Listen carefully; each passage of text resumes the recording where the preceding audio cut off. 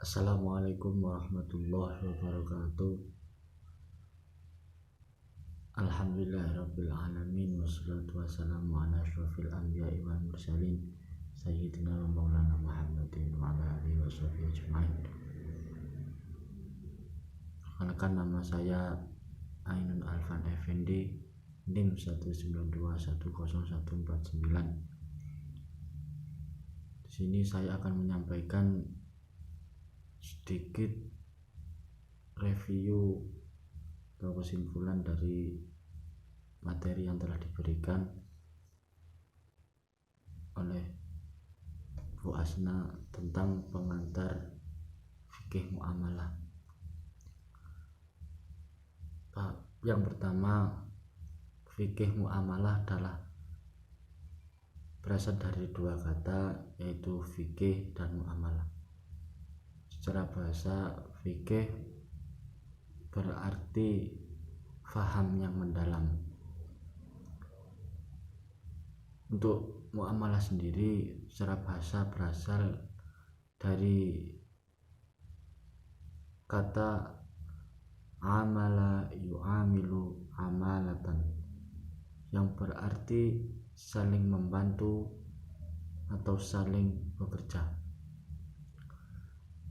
Untuk fikih muamalah sendiri terfokus dalam bidang ekonomi. Kemudian lanjut ke ruang lingkup fikih muamalah. Yang pertama, dalam fikih muamalah, hal yang diambil itu ditentukan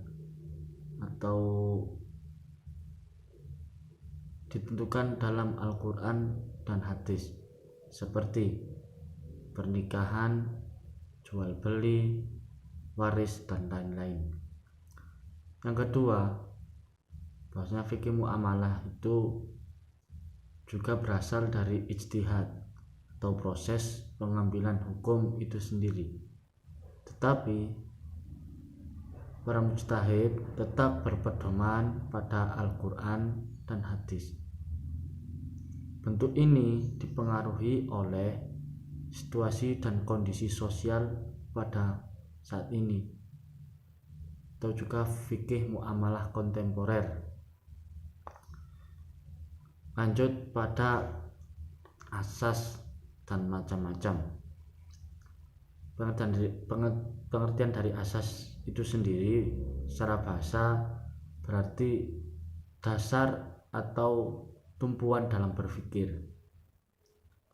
yang artinya penerapannya harus mempertimbangkan keadaan khusus dan keadaan yang berubah-ubah.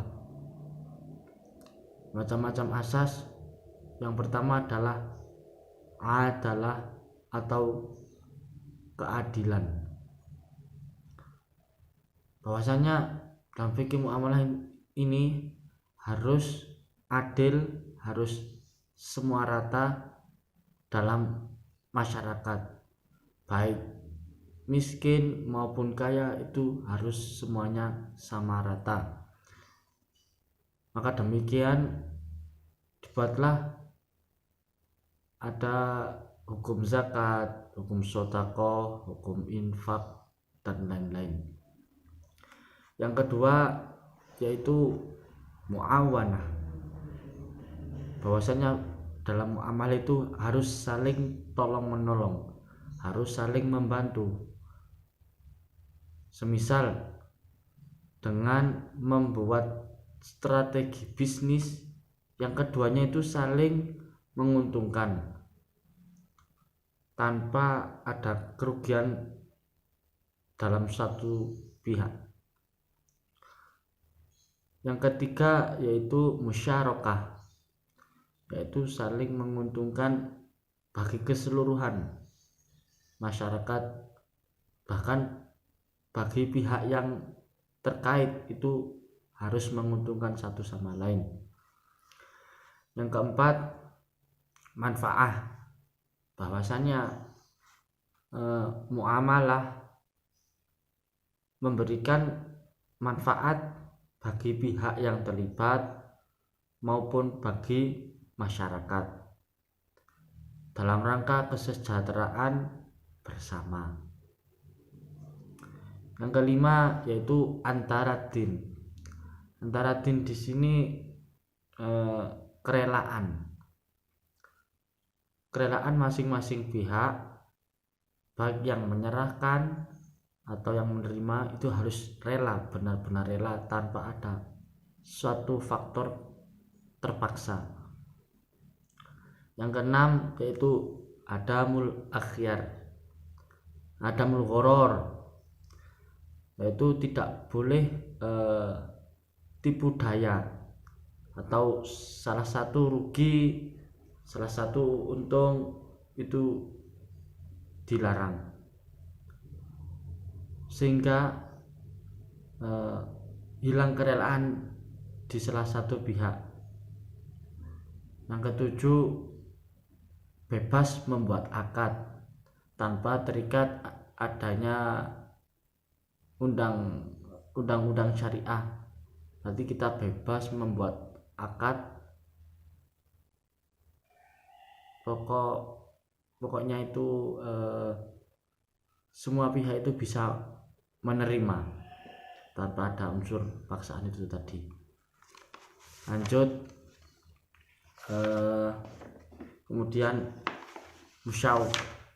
musawah, yaitu semua itu berkedudukan yang sama tanpa dibanding-bandingkan, oh saya lebih tinggi, saya lebih kuat di sini sebagai pedagang, saya sebagai pembeli yang kaya. Itu tidak boleh, semua itu sama rata. Kemudian ya, yang terpenting yaitu jujur. Apabila ada unsur kebohongan dalam transaksi, dalam muamalah ini, maka bisa juga tidak sah transaksi tersebut tidak sah, karena bohong itu juga merugikan salah satu pihak. Kemudian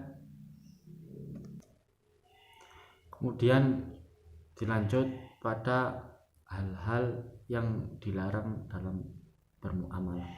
Yang pertama yaitu maisir, adanya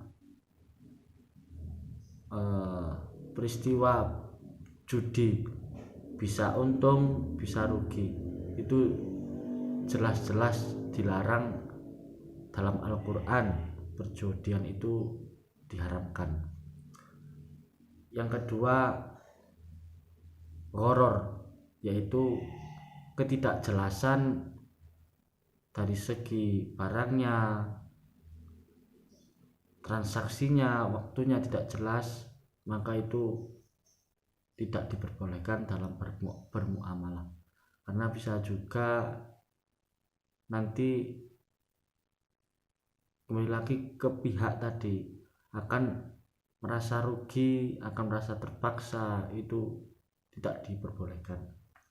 Yang ketiga yaitu haram dalam bermuamalah, seperti barang haram itu tidak diperbolehkan untuk ditransaksikan. Kemudian riba, yaitu menambah pendapatan melalui cara yang tidak sah, baik kualitasnya, kuantitasnya, maupun waktu penyerahan, itu tidak diperbolehkan kita riba. Selanjutnya batil, tidak ada kezaliman antara kedua pihak. Kalau bahasa Jawanya itu ngakali orang, salah satu pihak itu tidak diperbolehkan. Oleh karena itu jangan mengakali dalam bertransaksi. Demikian, sedikit review materi yang bisa saya sampaikan. Apabila ada salah kata, salah ucap, salah perilaku, mohon dimaafkan.